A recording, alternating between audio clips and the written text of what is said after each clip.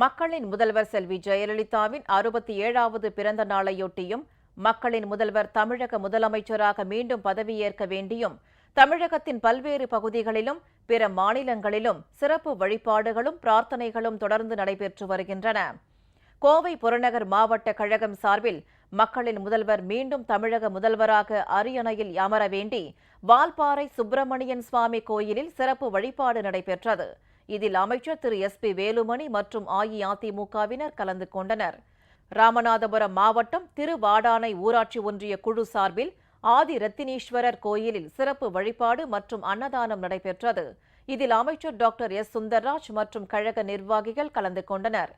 புதுக்கோட்டை அருகே பெரம்பூர் பிள்ளையார் கோயிலிலிருந்து மகளிர் அணியைச் சேர்ந்த 567 பேர் பால்குடம் மற்றும் முளைப்பாரி சுமந்து சென்று வீர மாகாளி கோயிலில் சிறப்பு வழிபாடு மேற்கொண்டனர்.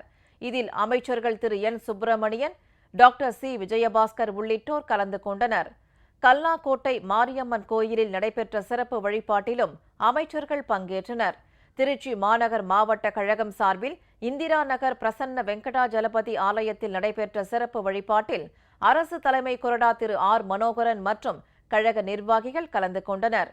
பழனி மலைக்கோயிலில் குடியிருக்கும் அருள்மிகு தண்டாயுதபாணி சுவாமிக்கு மக்களின் முதல்வரின் பெயரில் சிறப்பு பூஜை செய்யப்பட்டது. அதனைத் தொடர்ந்து தங்கத்தேர் இழுக்கப்பட்டது.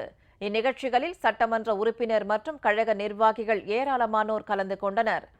திருவாரூர் மாவட்ட அஇஅதிமுக சார்பில் கொக்கலாடி முத்துமாரியம்மன் ஆலயத்தில் சுதர்சன யாகம், சக்தி மகா யாகம் மற்றும் ஸ்ரீ மகா மூலமந்திர ஜப ஹோமம் ஆகியவை நடைபெற்றன.